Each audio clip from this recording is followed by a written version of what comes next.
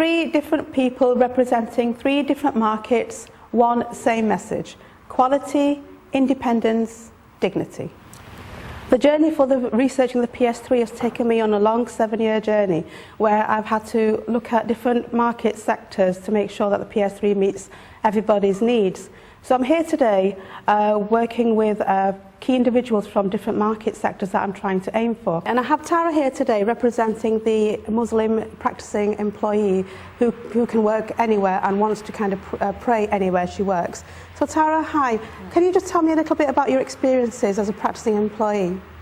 Yeah, at the moment we have a couple of prayer facilities where I'm working, but the toilet, and sometimes you know somebody removes it, so you're struggling to actually get something to cleanse yourself with. So how do you think having a PS3 anywhere that you worked, how do you think that would benefit you as a practicing employee? I think like without it, it's like with taking water in, we're having to explain ourselves to people that are not practicing or that are non-Muslim. So it's like it'll help us not to have to explain myself to anybody, and it'll be there, the facility would be available, it'll be make me more independent, it'll make things a lot quicker. All right, Tara, thank you for your time today. And now I'm going to turn to Karetalin. Karetalin represents the disabled user groups. Karetalin, can you just give me an idea of how life is without the PS3 at the moment for you? It's quite difficult because I have to rely on other people to do help me with my personal care. Mm-hmm. Then I don't have to rely on anyone else. I can have my dignity, I can have my independence, and then I don't have to bother anyone else. And I can have, better quality of life? Yeah, better quality of life. All right, well, thank you for your input today. Steve, hi.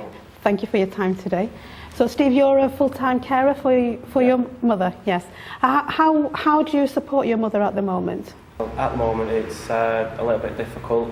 She's obviously got to help with her personal hygiene. It's not very nice for her emotionally having her son doing that for her. It's not nice for me doing that for her either, with it being so intimate. And also, you know, she loses her independence, and I suppose the dignity for herself isn't so much when she's got her son helping her in that sort of way. Yeah. So how do you think, if the PS3 was freely available for your mother and people like your mother, and for you as a carer, how do you think that would impact?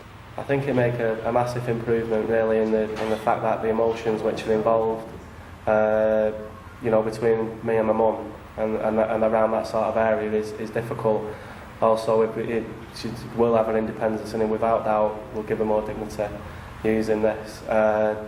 We'll be able to spend more quality time together because I won't be as physically tired with what I have to do, and that there's no cost. You can't put a cost on that. And that's something which I feel is really important for us to be able to do that.